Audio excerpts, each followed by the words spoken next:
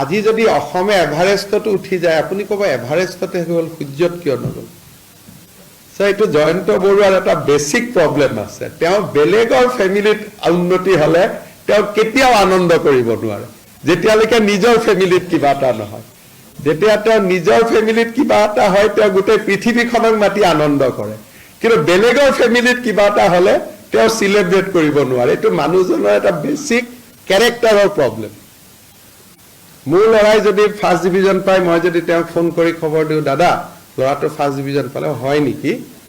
আৰু তেওঁ লৰাই যেতিয়া সেকেন্ড ডিভিজন পাব দুনিয়াখনক কৈ থাকিম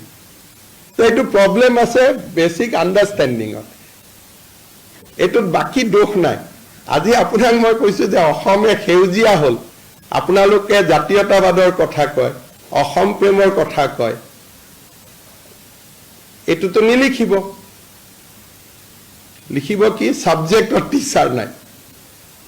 সাবজেক্টৰ টিচাৰ অসমত নাই নেকি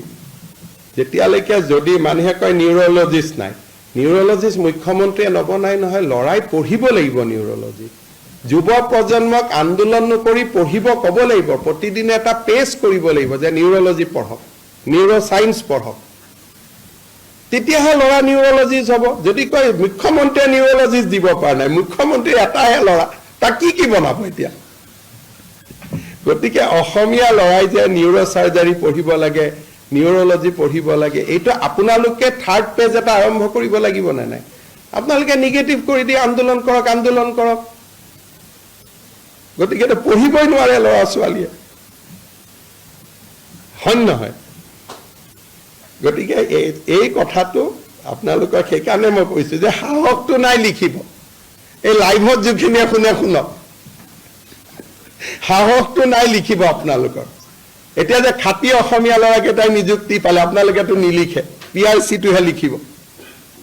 এই যে দাস কলিতা বৰুৱে যে এপইণ্টমেণ্ট লেটাৰ কেইখন আপোনালোকৰ আগত ঢং কৰি লৈ গ'ল বুকু ফিন্দাই সেইটোতো আপোনালোকে নিলিখিব কবাত যদি আগৰৱালা এটা কবাত পায় সেইটো নিউজ হেডলাইন হৈ যাব সেই এইবিলাকৰ সৈতে যোৱা 3 বছৰ মই যুঁজি আছো যে কেনেকৈ অসমখনক এটা পজিটিভ মাইণ্ডছেটত লৈ যাব পাৰো আৰু আজি এইটোৱে প্ৰমাণ যে ভাষ্ট মেজৰিটি সংখ্যাগৰিষ্ঠতা লোক আমাৰ লগত আৰু তেওঁলোকে বিজেপিক ভোট দি আমাৰ লগত থাকিব নালাগে অসমক উন্নত কৰি অসমক সমৃদ্ধিশালী কৰি